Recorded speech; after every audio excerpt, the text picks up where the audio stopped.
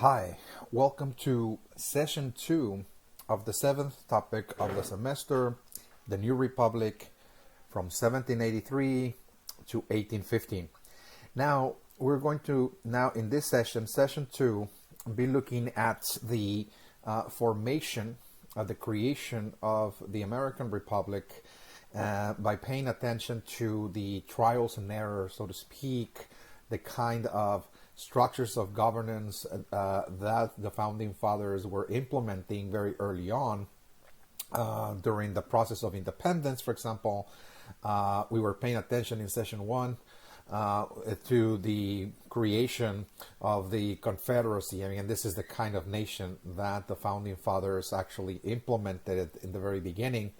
The kind of country that they created was actually an alliance of independent states, and they wrote a constitution to provide some form of political organization, the political structures, the political institutions that were going to govern the states and the towns. And we were looking that in the Articles of Confederation, the founding fathers created an alliance of independent states in which the states were going to retain total control, total authority over their own affairs, over their own economies, over their own laws. Again, those are pretty much independent states that are simply coming together in an alliance to unite their forces, to unite their wills, to fight the British to gain independence. But power was actually reserved to the states entirely. The states were pretty much autonomous or self-ruled, self-governed. And even the towns as well were pretty much also self-governed, self-ruled. And again, we were looking at that in the very first Constitution, the Articles of Confederation, the Founding Fathers created what is called a democracy. That is going to be the political system that they're going to experiment with in the first Constitution, in which the states and the towns were going to allow the people to be in control of legislation, for example, like voting. They were going to attend the public square, and every now and then, whenever a new law was proposed, people needed to rush to the public square in an assembly, raise their hand, yes or no, in whatever law the town, the city needed to pass. And so it really, again, pretty much stored power in the people, in the individual, if you will, that the individual was ready to decide what kind of future the individual wanted to shape or craft. Again, individuals were now deciding what kind of laws they were going to be governed by. At the city level, again, they're very much in control of the political process. They're voting directly. This is a popular form of democracy, direct democracy, in which people are very much involved, again, in controlling their own affairs, in controlling their own communities, their own towns. And even the states as well were supposed to work in that fashion. It's a democratic system of government, if you will. So we looked at that, but at the latter part of session 1, we were paying attention to certain problems that are going to arise, particularly after independence was recognized in 1783. We're going to see that the country, because it was just an alliance of independent states, couldn't be totally brought together to unify the states, so the states could function as a whole, as a unit, okay? Because there were, again, the Articles of Confederation did not provide for a national government, for example. It was just a Congress that was there, but had no real power, no power to levy taxes, to pay for foreign dues, like foreign loans, for example. It had no authority to do that. It had no executive branch as well. It had no standing army. It had no unified currency. And so again, those are going to be weaknesses that are going to lead to a fragmentation of the states, and eventually this is going to lead to a crisis of the states. That's exactly what's going to happen in 1786. There will be a crisis in the state of Massachusetts when foreign creditors are knocking at our doors, collecting their dues. The French and the Dutch creditors, they want their loans to be repaid. And so because the National Congress could not levy taxes, the states were responsible to levy taxes on their own to come up with revenues in order to make payments to the foreign creditors. And again, every state was pretty much enacting different taxes in different rates, different tax codes, etc. That this is going to create a problem because the state of Massachusetts was desperate to come up with monies. That it actually created very severe, what is called property taxes, that tax very heavily again property owners. And those that couldn't pay their properties was actually seized and confiscated because the state, Massachusetts, wanted to come up with monies. So they will seize the property, sell it on the market, and actually make a payment, collect the revenue to make a payment.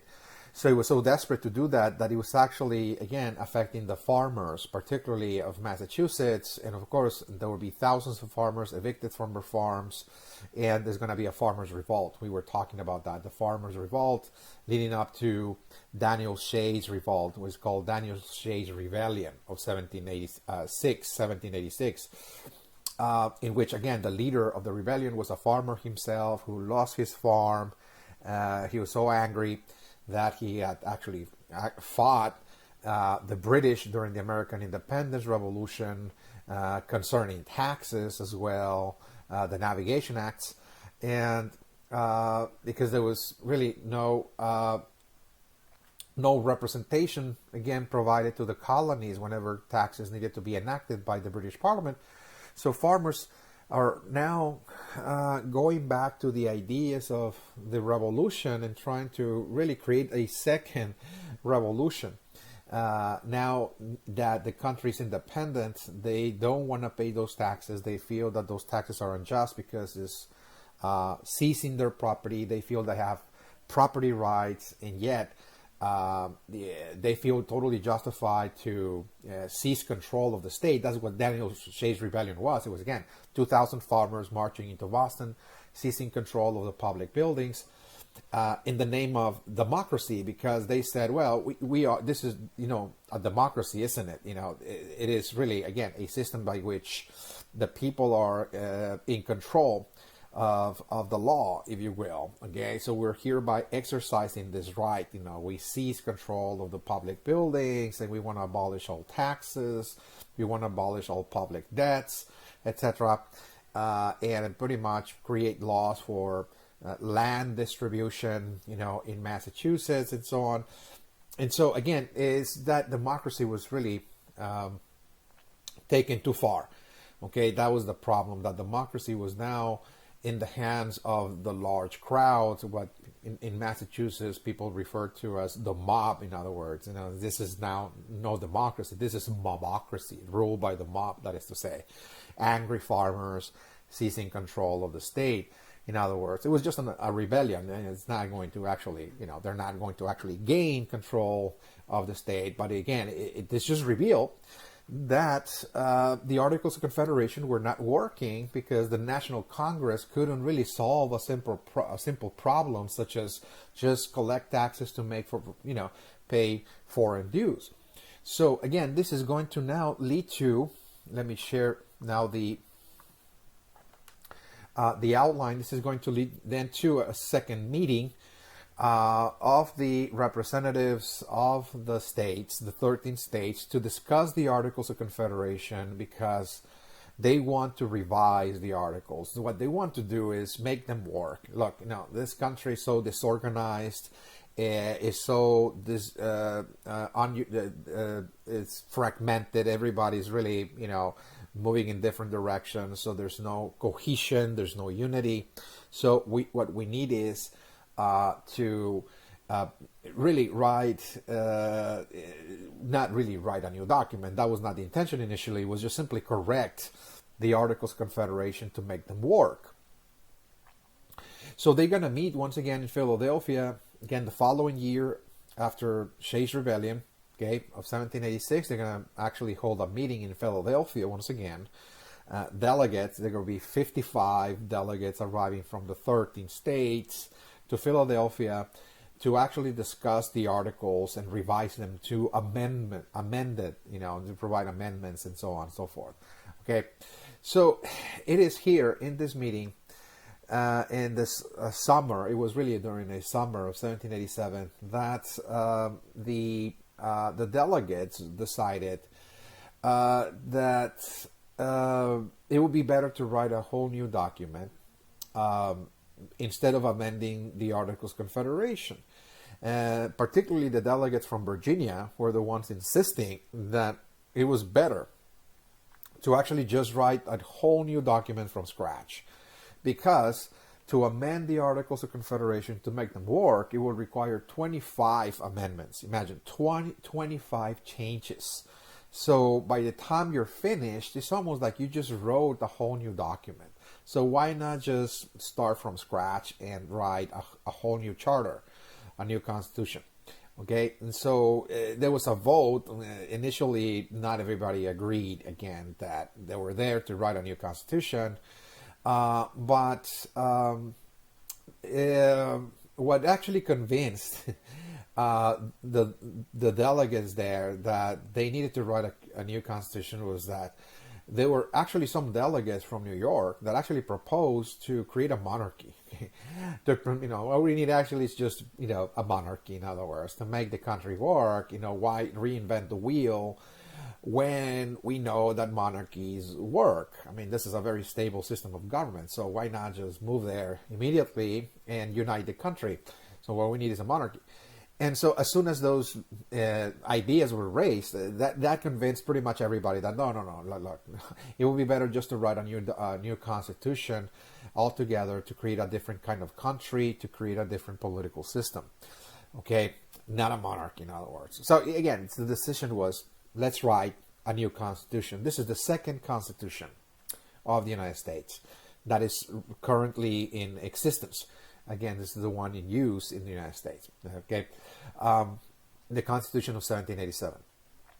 All right, so just the general characteristics, the general features of the Constitution I want to mention. So I don't want to delve too much into all of the debates, etc. That is a very interesting, of course, subject matter, to talk about all of the political ideas, the philosophical ideas, even religion will be used, etc.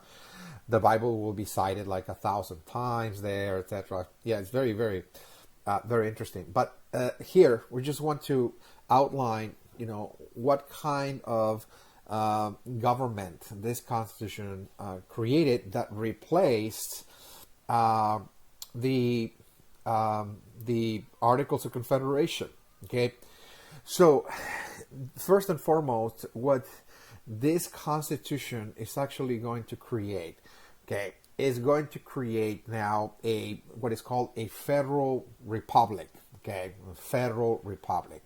So it's not a confederation anymore. This is not just an alliance, okay, of independent states. So they changed that. We're no longer going to be simply a confederation, okay, an alliance of independent states, but rather we're going to be now a federation, okay, a federation, in other words, a federation, which is different. Because under a federation, which is different from a confederation, the states are totally united under a federal government, okay?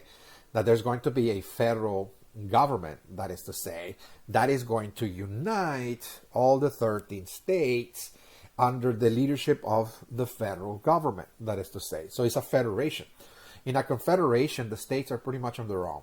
They're independent. They're self-ruled. But in a federation, the states have to give some of their autonomy, a certain degree of their independence now to this federation, that is to say, this federal government that is going to bring them into a single political system, that is to say. They're all united now under the leadership, under the authority of the federal government, that is to say. So it's a federation, that is to say. So again, this is called federalism, in other words. It's something of a new concept, again, that the Founding Fathers actually created here, They wanted now to build a federation, that is to say. But in this federation, there will be still a certain degree of autonomy or self-governance given to the local governments, the cities or the towns. They're still going to craft their own laws. Okay, so every city is going to have different codes, city codes or city ordinances. No two towns are going to be identical in the way that they're going to govern their own people. Because under this philosophy called federalism, it was understood that every city is different. Okay, every city is different demographically speaking. That is that there's different ethnic, cultural, religious groups. Okay, living there. The demographics, in other words, the people that live in every city is different. Okay, so the United States is not does not have a homogeneous population in which everybody shares the same ethnic background. There's a multiplicity of different ethnicities. Many immigrant groups came from Europe, etc. So there's different languages, different religions, and so it's very diverse. The country, so you have to allow the people in every city to craft laws that mirror, that reflect their own local traditions, their own local values. Okay, so every town is different. Every town is different because every town has different requirements, different needs. They might have an abundance of water. Some of them might not have an overabundance of water. They might deal with different problems in the environment and so on.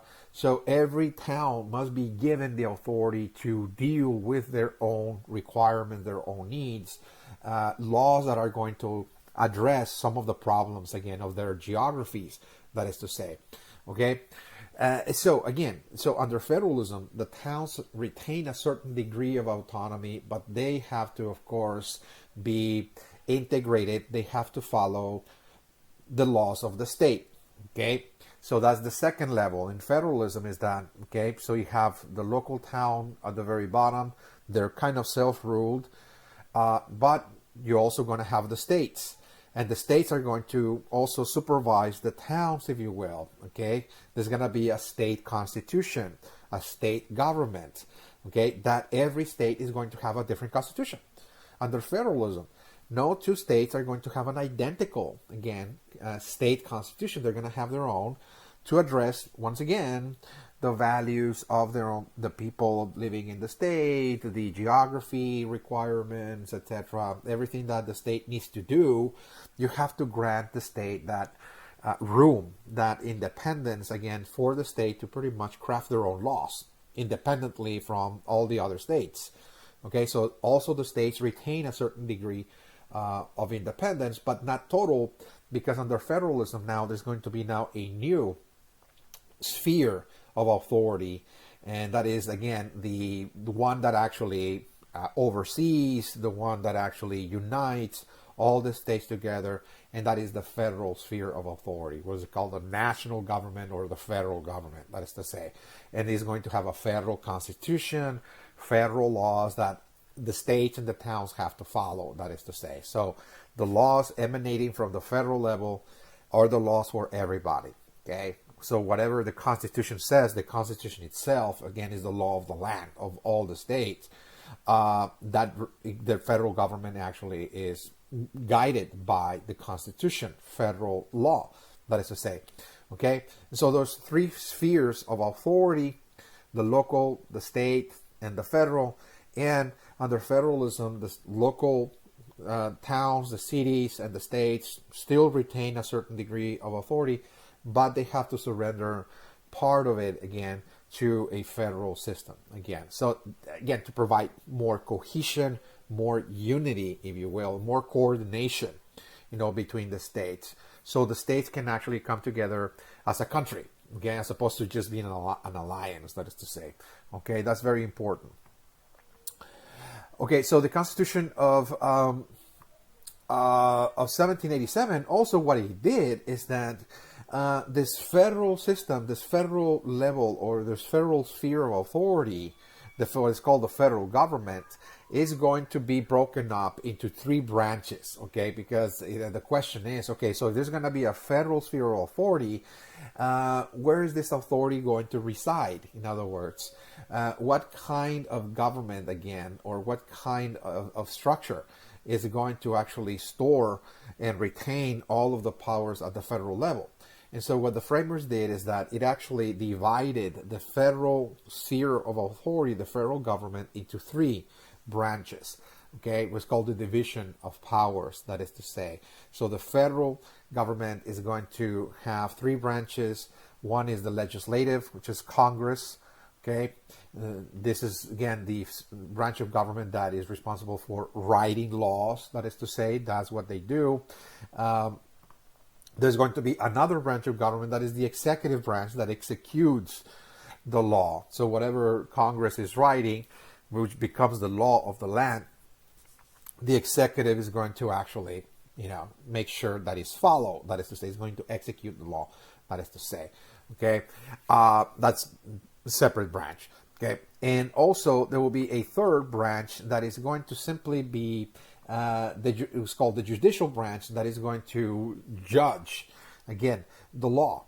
Okay, so the courts, that is to say, this is the judicial branch, the Supreme Court, or the court system, that is going to interpret the law, is going to decide who's right, who's wrong, whenever there's a civil, a lawsuit, a civil case, or whatever lawsuit is implemented or carried out between individuals, between an individual and the state, or between the states, when a state is suing another state, or when there's an issue between the state and the federal government. What the courts are going to do is that they're going to review, again, the case, and they're going to decide, again, who is right, who's wrong, based on the Constitution.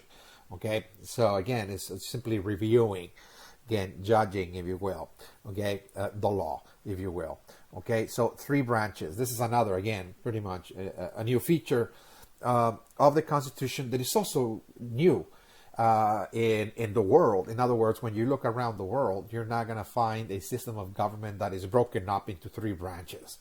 It's either all power stored in a monarchy, or like in Great Britain, it is actually a system in which power is stored primarily in Parliament, which is the legislative branch, with the assistance of a monarchy. It's a subservient, secondary, if you will, in Great Britain. There's only two branches, Parliament and the monarchy.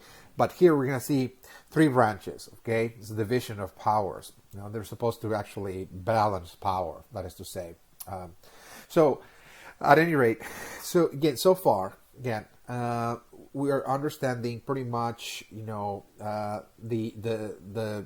this kind of country that they're creating. They're creating a federation, a federal system. Again, three spheres of authority. They're going to, now create a country that is totally unified under the federal government, and how they're dividing the federal government into three branches. Now, when it comes to the kind of political system that this federation is going to be governed by, is very important now to note. I mean, this is extremely important, that in this Constitution, again, this is the second Constitution of the United States. The framers of the Constitution are not going to continue with the democratic experiment of the Articles of Confederation. They're actually going to discard that, because they grew quite disillusioned with democracy. So they believed that the world, in this case, the people of the United States, were actually ready to be totally independent and self-governed, that they will be able to have the wisdom to craft their own laws, to shape their own futures, their own destinies. But what they believed was that because of Daniel Shay's rebellion, because this farmers' revolt in Massachusetts, now they're totally convinced that people were not ready. In other words, that people were not ready to be guided on their own, to be in control of the law, for example, to craft their own city laws, to be voting directly, participating directly in matters of the state, because they took that concept of independence and self-governance way too far. They formed large crowds, what's called the mobs, and because they were very angry, very, very frustrated, etc., they, in the name of democracy, again, attempted to seize control of the state by force, using violence, etc., not respecting property of others, and so on. So, in other words, that people were now not really guided by their rational thinking, by the rational mind. That people in Massachusetts behaving in a manner in which they were more guided by their lower passions, by anger, for example. They were very angry, and that they couldn't control their anger. So, in the name of democracy, they used that anger in order to justify, what they were doing. Because after all, again, that's what democracy is people rule. And so they said, well, if democracy is people rule, well, this is the will of the people. Everything that we're doing is justified. So the reason why the framers of the second constitution are going to discard democracy is because they realized that one of the reasons why people were not ready to govern their own affairs, to be in control of their own cities and crafting laws, etc., was because most people in the United States at this time are not really educated. In other words, that you cannot really have a democracy when 70 to 80% of the population are not literate. In other words, 70%, at least, at the very least, 70% of the people living in the country at this time do not know how to read and write. So they have not received formal education, because there's no really public education systems to speak of. Again, education, if you want to become educated, you need to be educated either by a tutor, somebody that your family is going to pay for, like homeschooling, if you will, or go to Europe, again, to actually be educated in a university, in centers of learning in Europe, etc. But in order to do that, of course, you need to be very, very well off. You have to have money, in other words. So not all people are educated. So how can you really have a democracy when the population, when the public is not really well informed? How are they going to actually decide on laws, for example? What kind of system are they going to build when they're not educated? Okay, so they said not until this country reaches a level of education, okay, in which the public is informed, is able to reason, use their intellectual faculties in a very critical manner, that they can actually make rational choices. In other words, then you can actually, store power in the people, so people can actually rule themselves and, decide on laws, etc. But at this time, this is not the moment, again, to do that. So in the second constitution, the framers are not going to actually create a democratic system of government, again, for the towns, for the states, or for the federal government. They're going to instead replace that democratic system of the Articles with a republican form of government. Okay, republic. So they created a republic. Okay, a federal republic in this case. It's actually a republican form of government. Okay, so let's have a proper understanding of, okay, so what is the difference between a republican form of government and a democracy? We already understand the democracy. Again, it's really people, the majority of the people are in charge, or, when they vote, whenever a new law needs to be crafted, people need to participate directly, raise their hand in the public square, and so on. Be very much involved in a very direct way in what is, the city, what kind of laws the city is passing, etc. People are pretty much in control of that. Okay. And so all power is really stored in the masses, in the individual, in the masses as well, okay, in democracy. But in the republic, is going to be very different, okay, because under the republic, it is really the wise, okay, the philosophers that are actually in charge of the state. They're the ones deciding, okay, what kind of laws the country is going to have. They're going to decide on policy, etc. You know, they're the leaders, the political leaders, you know, the wise, the philosophers, that is to say. So where is this concept coming from? Where is this concept of republicanism actually comes from? It actually comes from ancient Greece.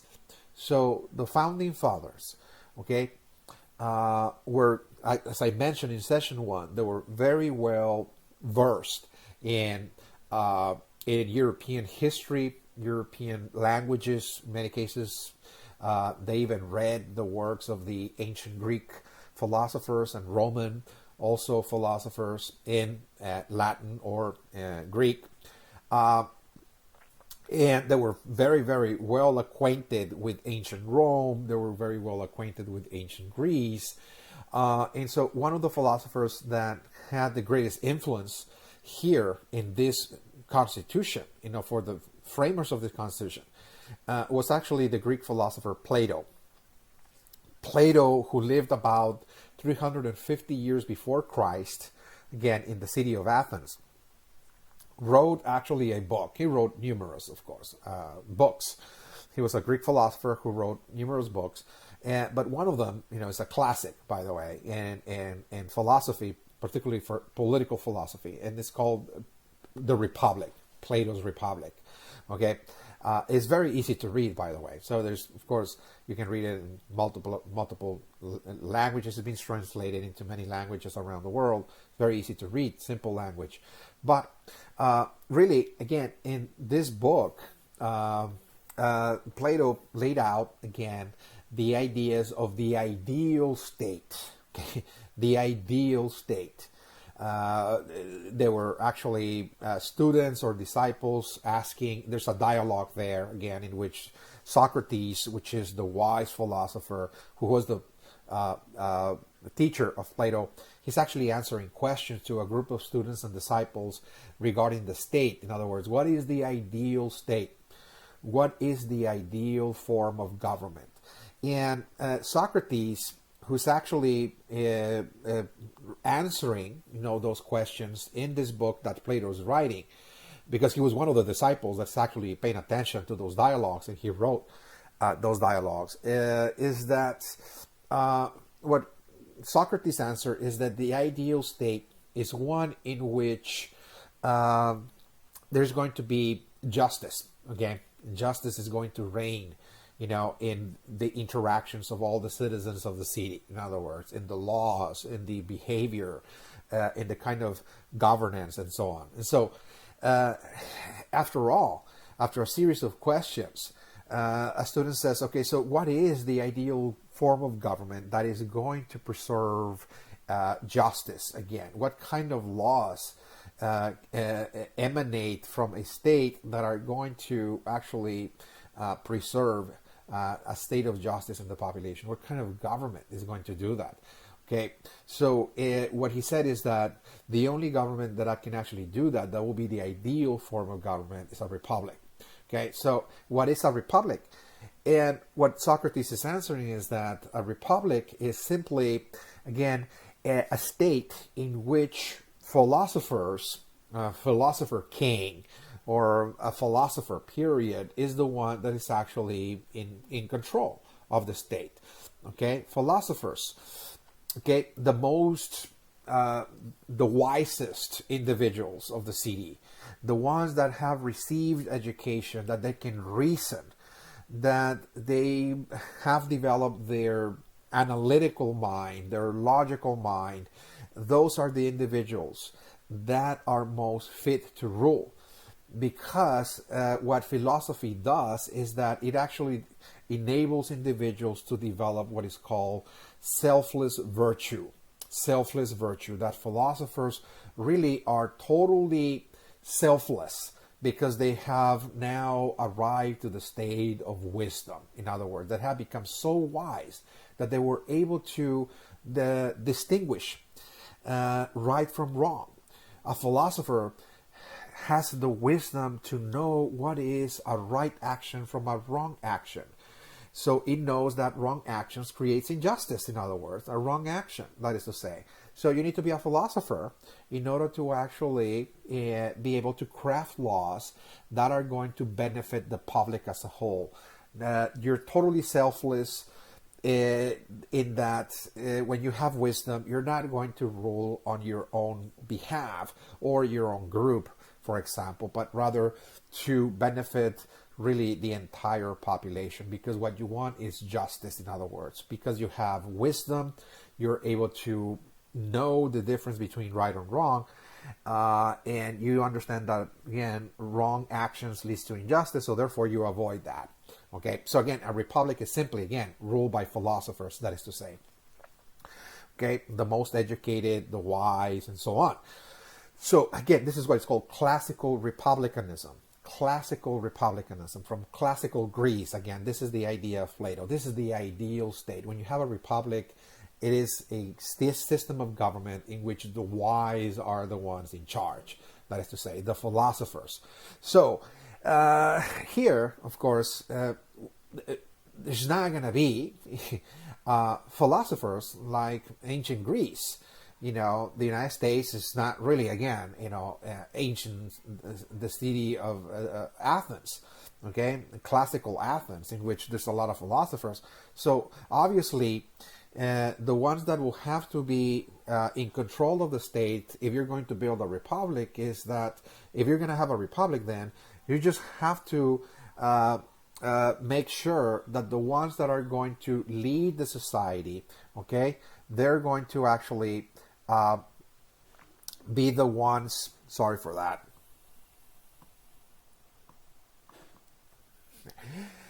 the ones that have received the most education, in other words. The most educated, okay, are gonna be like the philosophers, that is to say, because they can read, they can write, they're highly educated, and they're gonna be wiser whenever they have to craft laws, that is to say, okay? So that is the only difference here. That, yes, we're gonna have a republic, but it's the requisite here is not that you have to be a philosopher to be the president, okay, or to be a senator, or to be in the House of Representatives, or to be a governor or a mayor, but rather that those individuals holding office will have to be highly educated, okay? Highly educated, okay?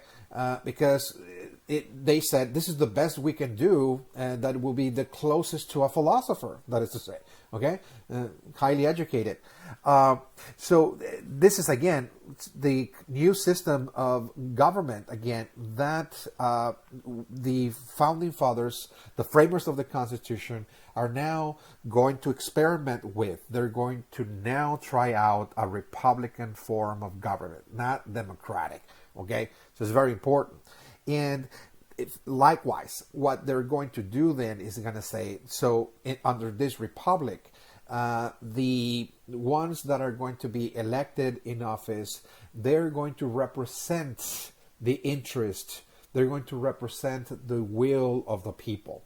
So people are not going to be participating directly in the matters of the state, okay? It's not like people now will have to rush to the city, to the public square, and actually hear a proposition and actually raise the hand in order to take a vote there directly. It's not a direct, again, form of government, again, in which people are ruling directly themselves, but rather people will have to now send a representative that is going to be chosen by the people, but the ones that are going to actually be chosen to run for office will have to be very well educated, in other words. So this is, again, a government ruled by representatives, that is to say, okay?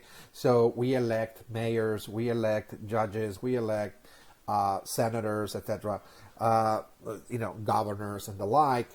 Today, I mean, talking about 2020 now, again, that are representing our interest. We don't have to go to the capital city, for example, of the state in order to take a vote, but rather we elect representatives to be discussing, issues that are affecting our community, for example, our district, and so on. Or electing representatives to go to Washington, D.C. to represent our state, etc. Again, they're going to actually represent our interests. That's the idea. It's a representative form of government. In this Republican form of government, therefore, how are you going to determine, who's actually going to be running for office? And what the framers of the Constitution realize is that, well, it's not like you have to pass a literacy test, okay, to be able to, prove that you're highly educated, etc. So the only requirement, okay, the only qualification for people to hold office and to vote in the political system is that they need to actually own property. If you're own property, more than likely you're educated. That is a good sign that if you own property, you are one of those individuals that have received some education. People that own property are individuals that have affluence, they have the resources to have received some form of education, either at the house, like homeschooling, etc., or maybe be sent to Europe, etc., because they're the educated class. Property owners are pretty much part of the educated class. So I mentioned there are about 70%, close to almost 80% of the population that are illiterate in the country, and that 20% that are literate in the country, for the most part, many of them are property owners. So they said, okay, so people who own property will be able to actually vote and hold office. Okay, so that's another thing. Yes, we are going to elect representatives to represent our interests. You don't have to actually rule directly the affairs of the city or the state, etc. We're going to actually elect representatives, but those representatives are going to actually be qualified to hold office because the qualification is that they own property, so therefore they're educated. Okay, they have a vested interest in society. They have property, so they're not going to. The idea, in theory, is that they're not going to be reckless. In other words, because they own property, they have a vested interest in society, so they're going to be very careful in the kind of laws they're going to craft, etc. Because they own property, that is to say, and even voting. Those that will be allowed to vote will have to also own property. The idea is that only those that are literate, that have received education, that have a vested interest, will be able to participate in the political process. So even voting, again, require property qualifications, at least in the initial decades of this republic. What, again, this is going to do is really, again, pretty much just this republic was a republic of property owners. Okay, this initial government, again, this country is going to be now administered, represented, led by property owners, the ones that are voting or holding office, and excluded, of course, landless whites, of course, that did not own any property. Of course, blacks as well, women as well, were excluded from participating in the political process, and of course, Native Americans as well. Again, so this is something that down the decades, slowly but surely, each of those groups are going to be integrated in the political process. In 1833, for example, property qualifications were removed, and landless whites were allowed to vote. Okay, in 1833. So again, we're gonna be moving towards a democracy very gradually, very slowly, as the literacy of the population is going to increase. Blacks earned their right to vote after the Civil War. Okay, in 1867, 1866, 1867. Women in 1920. Okay, again, not until the 1920, the 20th century. Of course. So slowly but surely, we're going to see the country moving now towards a democracy. But again, it's a very gradual, very slow process of change.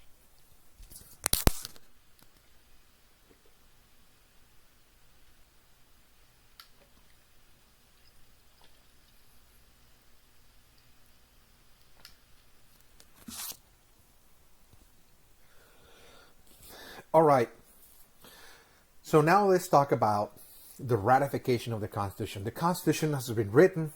The final draft is now announced in 1787. So the next step was the ratification. In other words, the states need to take a vote whether they want to approve of this Constitution or not.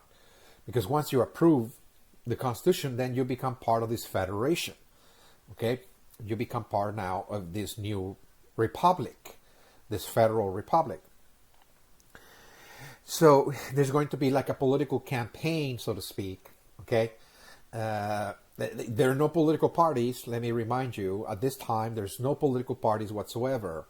But this is going to feel like a political campaign in which there are going to be people in favor and people against the ratification of the Constitution. For this Constitution to take effect, it was required for 9 states, a minimum of 9 states, to actually ratify it, to approve it. And so this process entailed that every state is going to now call for a congressional meeting. In other words, every state has a Congress, and the representatives of each of those state Congress will have to meet in order to either vote yes or no on the Constitution. And if 9 states, minimum of 9 states, approve the Constitution, there again, we're now going to look at the introduction of another Constitution, a new law, a new charter that is going to create a new country. That is to say, so it's not just a new Constitution; it's really reshaping the entire country and the political system. Okay, that is the implication.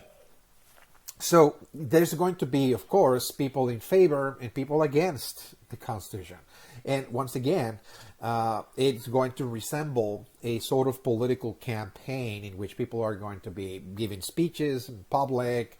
For example, there will be public assemblies. There will be a lot of newspaper articles that were either trying to convince people or dissuade people from actually endorsing the Constitution, essays, pamphlets, and so on. There's going to be, like a full campaign. Okay, the people in favor of the Constitution were known as the Federalists. Okay, the Federalists. Those are the people that actually were in favor, okay, of the Constitution. It's simple, again, because this Constitution is proposing to create a federation. Okay, not a confederation, an alliance, but rather a unification of states under a federal system. So they're known as the Federalists. The proponents of the Constitution, the people that opposed this Constitution, were known as the Anti-Federalists. Quite simple, right? They just wanted to remain as they were.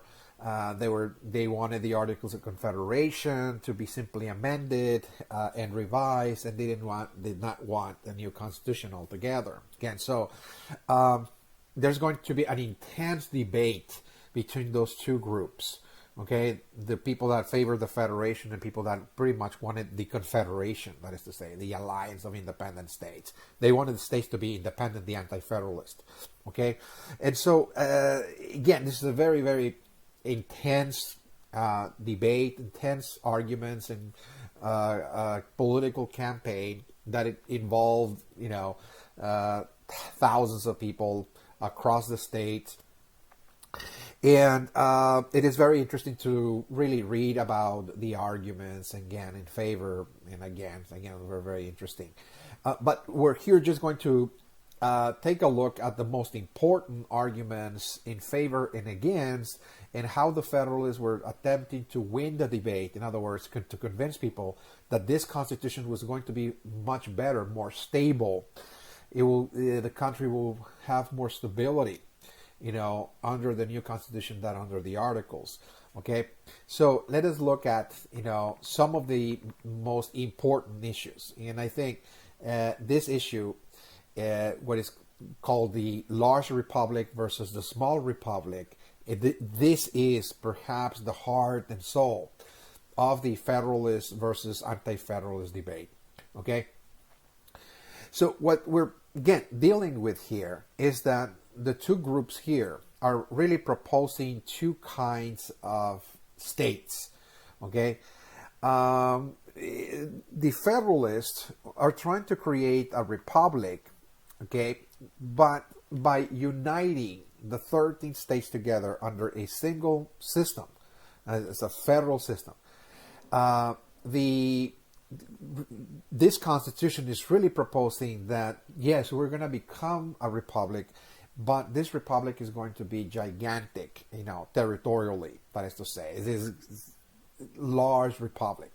Territorially, geographically, again, it really encompasses a large area, that is to say, that is really composed of a multiplicity of different ethnic groups. It's a heterogeneous, in other words. Okay, this large republic is heterogeneous. So heterogeneous is simply that the population is very diverse, ethnically, culturally, religiously. That there's Germans, there's Scottish people, there's Irish, there's people of British descent, of course. In the South, of course, there's going to be the African slaves, and so on. There's the American Native American Indians, and so it is very diverse. It's a very diverse society. It's a large territory.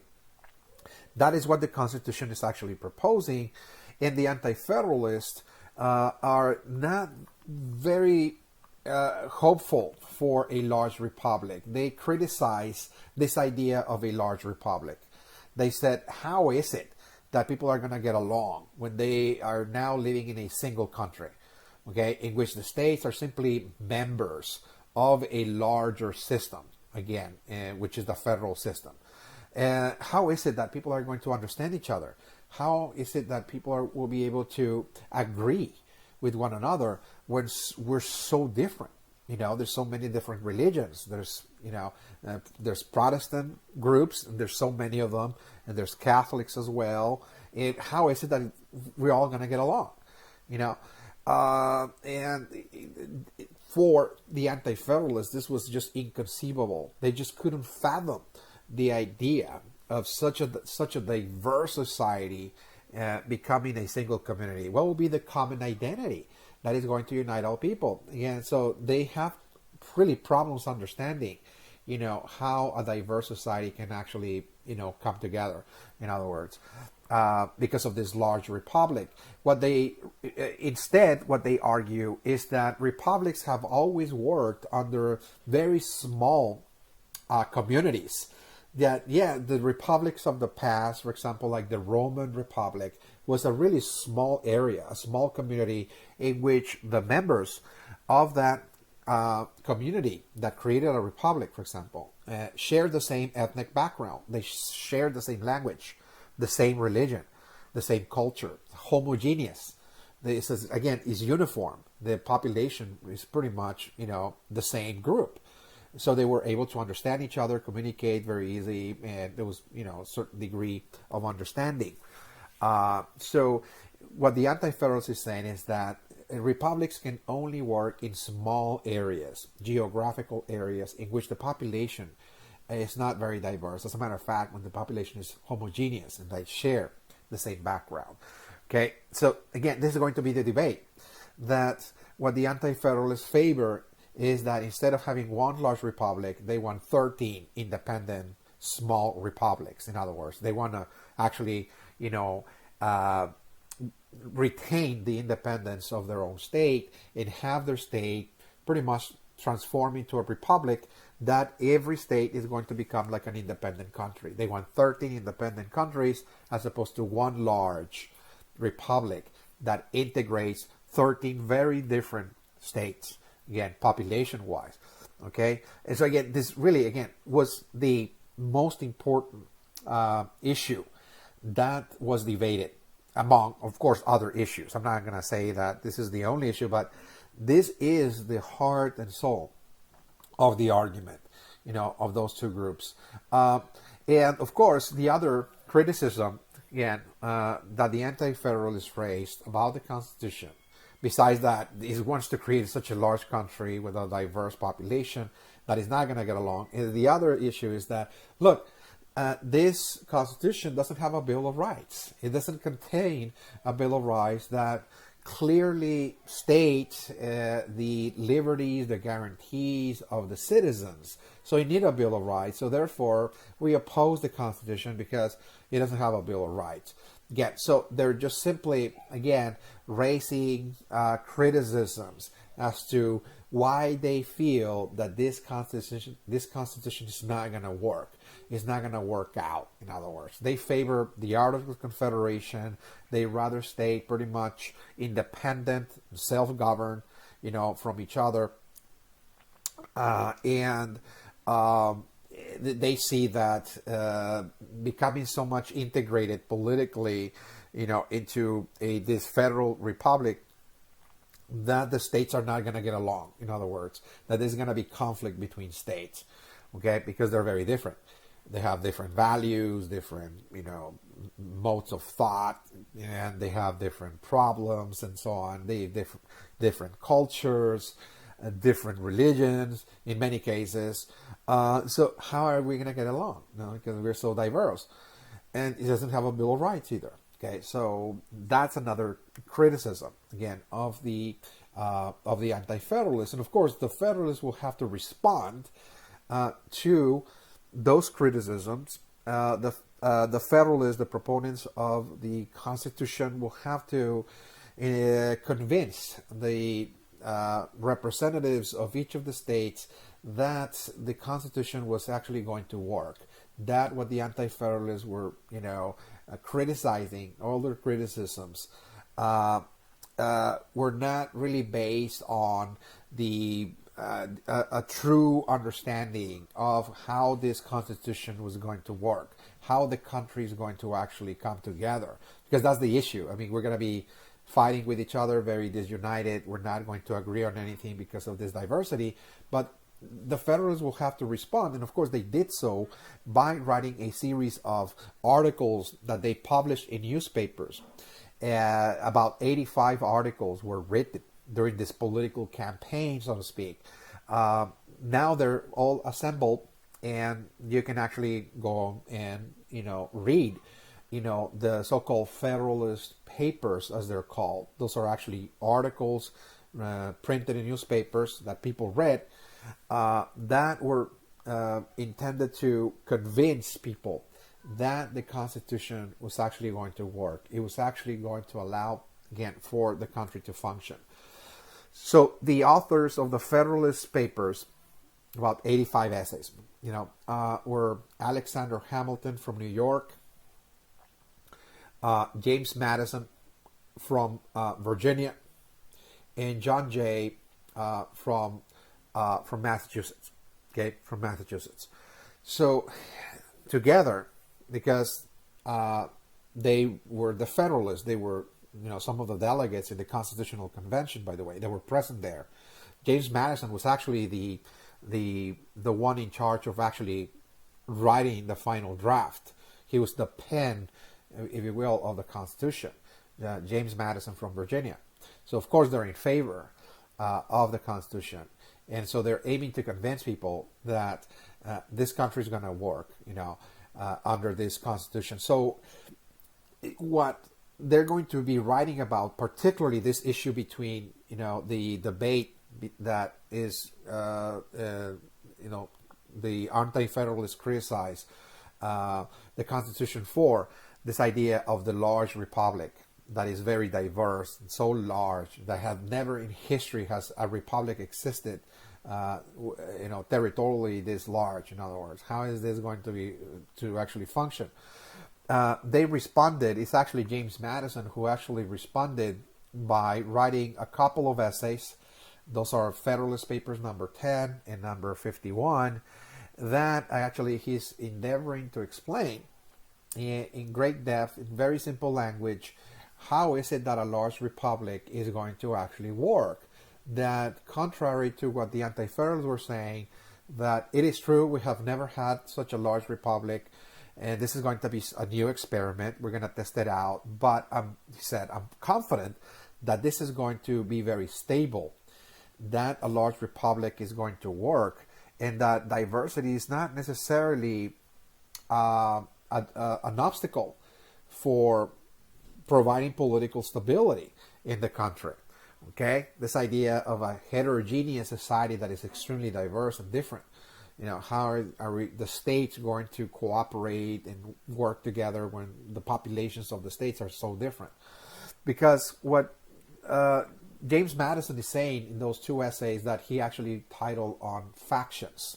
This is the title of those two essays, on factions. So what's a faction? A faction is simply a political organization that has specific, ideas, an agenda, if you will, to bring about changes or reform, or that it wants to actually control, a certain area, a certain state, a certain locality.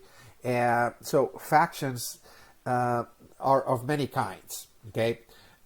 Because those can be religious factions. It's like a religious organization, like a religious group that has like a political plan, if you will, okay, to enforce the religion, to make everybody follow a specific religion, for example.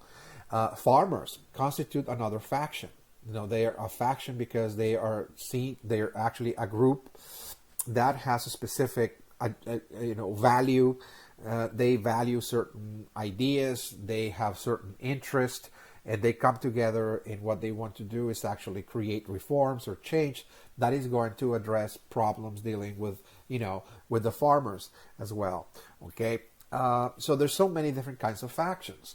Okay, they can be religious, they can be occupational, they can be political. Again, there's factions. And that is exactly what the country has. It's a multiplicity of different factions. Okay, there's so many different groups that have very different ideas, and every group wants to influence, of course, the state. The farmers want to influence the state in Massachusetts. There are religious groups that would like to impose their own religion in their own communities or in the state. Again, that is a fact, of course. There's so many different factions, in the United States. So what Madison is saying is that a large republic is actually very healthy, he said, because it is true we're very diverse and there's a lot of political organizations, there's many factions, but a large republic will prevent a single faction from dominating the entire republic, because the republic is just too big to control for a single group. Okay, so he said this is going to be healthy because people are going to compete with one another, that they're going to prevent each other from actually controlling the entire country. A faction might be influential in a specific community. A faction, like for example Daniel Shea, okay, he might be influential in his own town. He is the one controlling local politics. But because we're now creating a large republic, Daniel Shea will not be able to control the entire country, because he's going to deal with many different interest groups. There's so many factions all over the country because now we're unified. And so Daniel Shea is going to have an enormous problems, again, enormous difficulties actually pretty much controlling the entire country when the country is large, that is to say. So even if Daniel Shea is able to control Massachusetts, let us just say that Massachusetts is now led by Daniel Shea and the farmers, Massachusetts is not going to control the entire country, because there will be 12 more states that they're going to have to deal with. And there's so many different ideas, so many different political visions, if you will, that people have, that it will be totally difficult again, for a single faction to control everybody. Okay, where that can be also a religious faction. Let's say the Puritans, in Massachusetts want to impose Puritanism in the United States. That's going to be impossible because in a large republic, there's so much diversity of opinion, diversity of belief, that the Puritan religion is not going to be able to dominate such a large country. They might be influential in New England, but not outside of New England. And likewise, you can go case by case. And again, what he's saying is that it's healthy to have a large republic with so much diversity because all factions are going to be pretty much checking each other and keeping each other in check. In other words, there will be a balance, if you will, okay, across the state. So it was a very convincing argument that won the day. That it actually, that actually convinced the representatives of every state that, yeah, we have to be moving forward. This is a great constitution. Let's ratify it, because now we're convinced that by now becoming integrated, by becoming a federation, that we can actually, again, create a very stable society. Again, that we're going to honor diversity, and that's okay. There will be no problem. So the ratification of the Constitution occurred in the following year, 1788, and state by state is ratifying it. It is becoming now the law of the land, of course, the law of the land. The last state to ratify the U.S. Constitution was Rhode Island. Okay, so Rhode Island will be the last state to join the Union and ratify the Constitution in 1791, because the state of Rhode Island wanted to make sure that the Constitution had a Bill of Rights. Okay, so they said, yeah, we want to become part of this union, we want to become part of this federation, but because of this long-standing tradition in Rhode Island of separating church and state, okay, there's again something we covered, early in the semester. Roger Williams, the founder of Rhode Island, really established Rhode Island as a colony in which, for the first time, there's going to be a separation of church and state, religious freedom, that people are not going to be imposed a specific fate and so on. That tradition remained pretty much alive in Rhode Island from the colonial period all the way to this time. Then the people of Rhode Island just want to make sure that there's going to be a Bill of Rights that provides religious freedom, that there will be a total separation of church and state. And it is precisely in 1791 that the U.S. Constitution was added a Bill of Rights. Okay, the Bill of Rights in 1791. Okay, so again, it is here in the First Amendment that we see very clearly the First Amendment. The first right is religious freedom. There's religious of assembly, religious of the freedom of assembly, freedom of speech, freedom of the press, and also religious freedom. Okay, so by stating religious freedom, what he did is that he separated church and state. In other words, there's not going to be an official religion in the country. There's not going to be a central church, and we hereby also separate the functions of the state from the functions of the church. In other words, religious figures like priests or ministers and pastors will not be the administrators of the state. They're not going to be leading the state. They're not going to be accessing political power, that is to say, because that will actually give them the power to enforce their own faith, their own religion on the population. So it's a separation. And this is something that people are going to follow on their own. Okay, freedom of religion, in the First Amendment. And the amendment number 1 to number 9 was simply the articles, the guarantees that actually talk about what is called the natural rights philosophy of life, liberty, and property. So everything we talked about John Locke, again, back in the American Revolution. All of those rights are actually stated there again, from Article 1 to Article 9 in the amendment section, okay, in those first amendments, okay? And it is really the 10th Amendment that is also very, very interesting here. This is the last thing I just want to talk about here regarding the Constitution, and we're actually ending the second session here, and that's the 10th Amendment. The 10th Amendment really was an amendment that actually clearly stated that the states are going to retain a certain degree of independence, a certain degree, and it's called states' rights, that is to say. Okay, so this was like a blank check handed to the states, indicating that, look, you can create any laws you want as long as those laws do not go against the U.S. Constitution. So if you're going to pass a law that is not contradicting a federal law, you're on your own. You have the right to do that. In other words, it's called, you have those rights. You have the rights to craft your own laws, your own legislation, etc.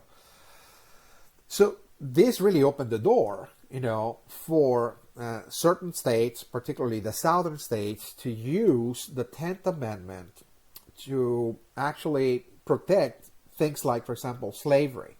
Okay. Where slavery is legal, when slavery is the central institution of the state economy, the primary labor system of plantations, for example, those states that depend so much on slave labor are going to use the 10th Amendment to actually protect the institution of slavery, make it legal, and they are going to argue that this is their right to do that. Again, that's a state's right. This is the right of the state to actually craft laws that are necessary for the functioning, for the prosperity of the state. They say, well, we hereby use the 10th Amendment, so-called states' rights, to protect slavery. Something that we're going to see down the line, how that idea of states' rights will become totally synonymous with slavery. That even though it was not meant to be associated with slavery necessarily, that the 10th Amendment, this idea of states' rights, is going to be used to protect slavery by the southern states. And indeed, in 1860, with the election of Lincoln, when Lincoln was elected in 1860, with the idea that he was going to bring the end to slavery in the Constitution, the slave states, the southern states, actually use the 10th Amendment also to secede from the Union. We have the right to secede from the Union because it's in the Constitution, so therefore they left the Union as well, invoking the 10th Amendment again. So this is, again, all I have for you for this session. When we come back in session 3, we're going to go into part 2, looking at the challenges of the new American Republic. Now that the Republic is formed, the Constitution is being ratified, we're now going to look at the initial years of the Republic from 1788, 1789, all the way to 1815, and how the Republic endeavored to maintain its integrity, its national integrity, to keep it together. It was severely challenged in so many ways, and we're going to actually look at those challenges when we come back, again, in session 3. This is all I have for you. And then I'll see you then when we come back in session 3 for the remaining of this topic. Okay, thank you.